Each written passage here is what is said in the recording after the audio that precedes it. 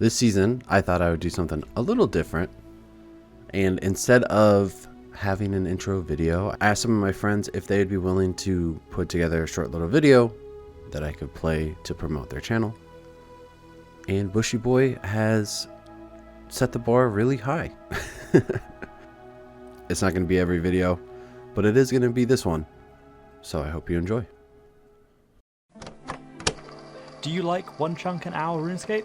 Well then you'll love the all-new Snakescape by me, Bushy Boy. Building off the shifting rule set, we're using the rules of the retro game Snake and applying it to RuneScape's chunks.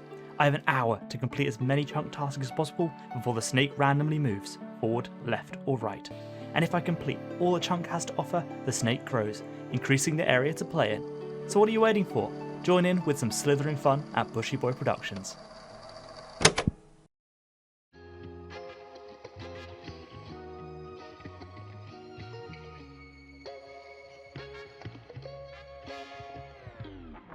Hello, welcome back to season 4 of Shifty Chunks. Here's a look at our stats. We ended the season without rolling our next chunk, so let's go ahead and do that now. Alright, now that we have the curve bone, a lot of this area we're going to be able to claim. So let's see if we can get lucky and get one of these. 3, 2, 1. Alright, well, let's head over there. Alright, we've made it back to Yanil. So we got some hops we can harvest. But we can go in here. Start our timer. That is a hard task. We can go up here. And we can go up here. Which these portals give us access to an escape out of here. We can go to the Wizard's Tower, the Dark Wizard's Tower, and the Sorcerer's Tower. I believe that one is north of Ardoin. So let's go make those rollable. So there's the Wizard's Tower. There's the Dark Wizard's Tower, and there is the Sorcerer's Tower. So we have a few options to get out of here. But we still have the hour, so let's head back and buy some of the mystics. Let me just double check. I can't buy runes here. I'm like 95% sure we cannot. Yeah, hand in the sand. Okay. But we can trade this guy. So this gives us a plus 20 to attack and a plus 20 to defense. This gives us 15 to attack and defense. I want to say this was 4 and these are 3. I could get all 3 of these, but that's going to take up 3 spots I would have to carry. Or I could just get this and that would just be the 1. I think that's probably better, but we got to make 5k real quick. So let's go check our bank. See if we got anything we can alch or sell. Ugh. I really don't like it, but I think the best thing we can alch is going to be our extra scimitar. So let's go ahead and just do that. Ugh. But now we can get the robe top. There we go. That is a big upgrade for us. I wish we had more money, but that is all right. Now let's go and kill the min and start stacking herbs for the hour and see if we can roll out of here. Oh, before we do that, we should do the farming.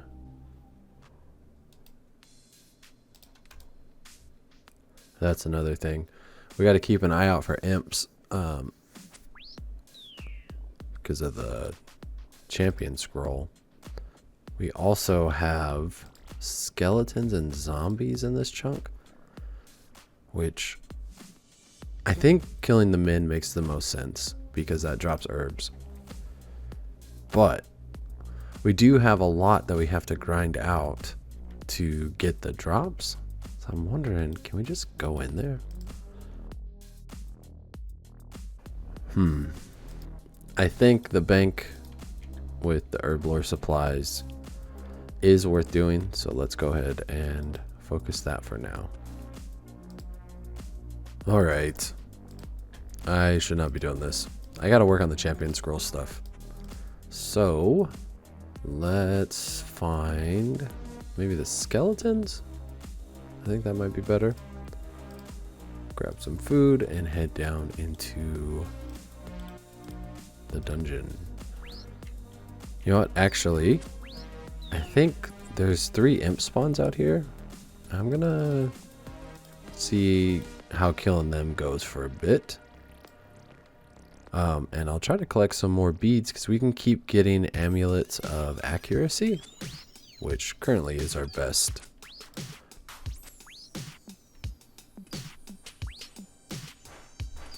Alright, let's restart our imp tracker.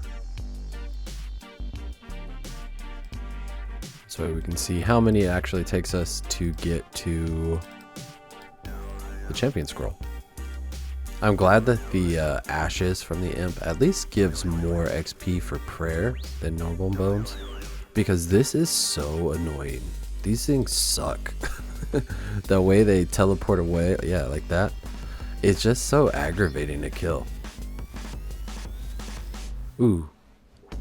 Nice. I didn't realize we could get clay from them. That's so good.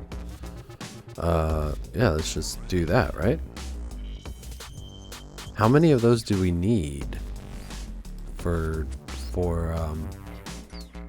construction? Nice. More clay.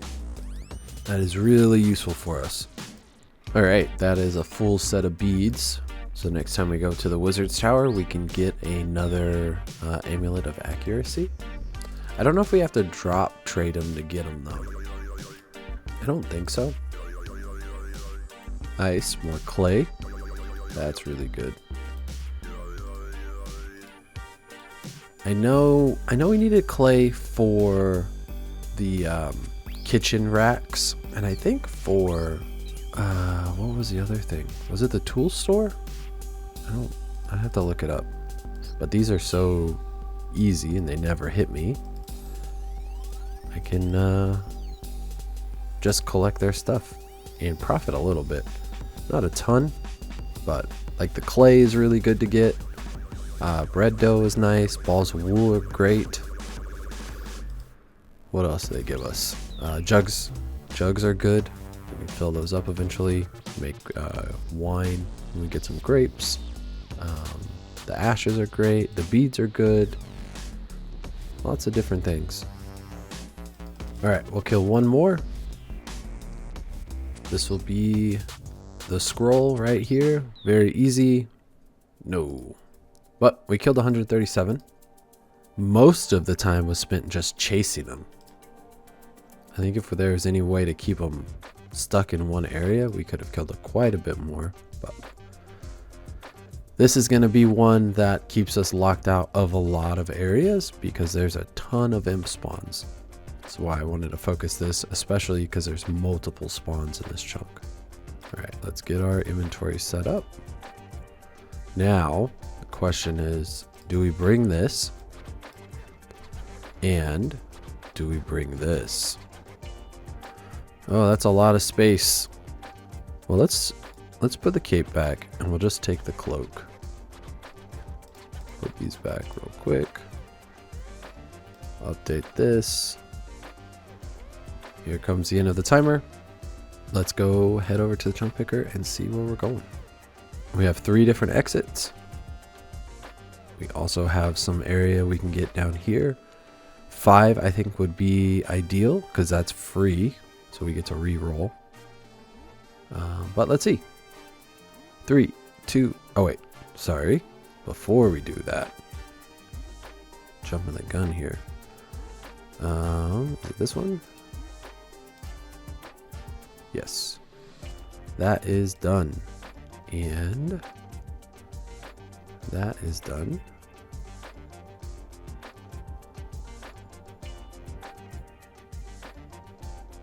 All right, cool. Now we can roll. 3, 2, 1. All right. Going to the sorcerer's tower.